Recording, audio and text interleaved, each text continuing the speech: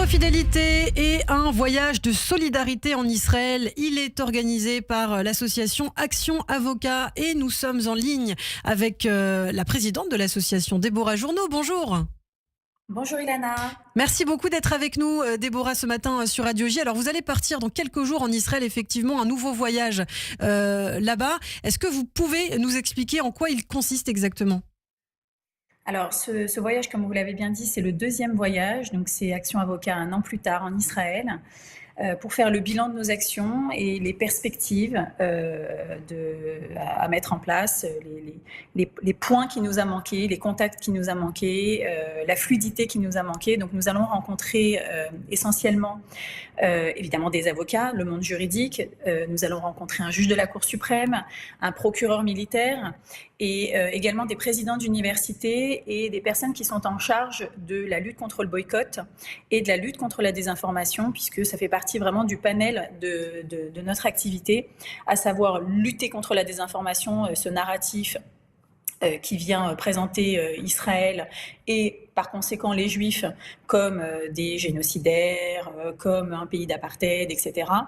Et également des juristes pour que nous puissions ensuite transmettre aux Français le système judiciaire israélien pour démontrer que Israël est effectivement une démocratie et que l'arsenal juridique existe et qu'on n'a pas besoin des instances internationales pour juger que ce soit les militaires, que ce soit les criminels qu'il peut y avoir en Israël et les répercussions que ça peut avoir dans le monde. Donc l'idée, c'est vraiment de créer du lien pour que nos interactions soient plus rapides, parce que ce qu'on a pu rencontrer, nous on a énormément travaillé sur le boycott académique pendant l'année, c'est que les informations, on les a souvent tardivement, et du coup on intervient quand la maison elle brûle déjà. Donc l'idée c'est de créer du lien pour justement qu'on soit plus rapide dans nos actions, et que les répercussions négatives, tant sur la population israélienne que sur la population juive dans le monde, parce que l'idée c'est également de travailler avec les associations qu'il y a en Europe et dans le monde entier, donc particulièrement aux États-Unis, soit plus fluide et qu'on puisse agir de concert.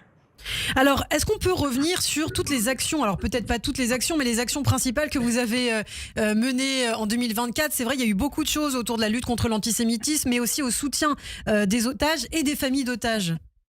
Bien sûr. Alors, comme j'ai pu vous l'expliquer auparavant, nous sommes organisés sous forme de commission. Évidemment, ça s'imbrique.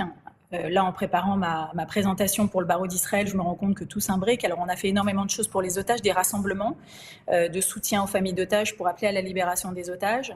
Mais pas seulement. On a fait également de la lutte contre le terrorisme, de la lutte contre la désinformation. Et par exemple, là, nous avons publié des vidéos qui sont tournées par des avocats qui viennent rétablir le sens juridique à des termes juridiques qui sont vulgarisés ou qui sont détournés de leur sens. Ça fait partie de nos actions contre la désinformation.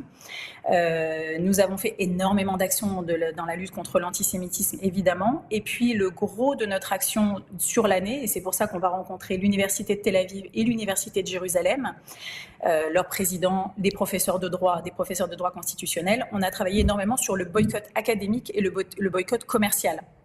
C'est vraiment le cœur de notre activité sur l'année pour effectivement lutter contre cet appel au boycott des professeurs, des universités, des échanges et les répercussions que ça a déjà sur les étudiants israéliens qui peuvent être en France, mais aussi pour les étudiants juifs qui n'osent plus dire qu'ils soutiennent Israël de peur d'être complètement blacklistés. On a eu encore la semaine dernière. Avec l'INALCO notamment. Oui. Il y a l'INALCO, mais malheureusement, il n'y a pas que l'INALCO. On a eu le cas dans un lycée versaillais où un élève qui a osé dire qu'il soutenait Israël ou qu'il était juif s'est vu marqué sur sa table interdit aux juifs, interdit aux sionistes, interdit aux génocidaires. Enfin voilà, toujours le même narratif.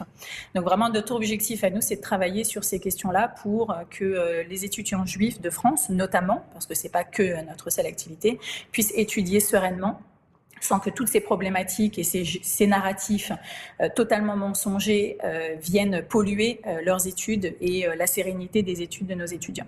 Eh bien, merci beaucoup, Déborah Journeau, présidente de l'association Action Avocat, qui sera donc en voyage en Israël pour tenter de renforcer les liens entre les barreaux israéliens et le barreau israélien et le barreau français. On aura l'occasion d'en reparler sur cette antenne. Vous restez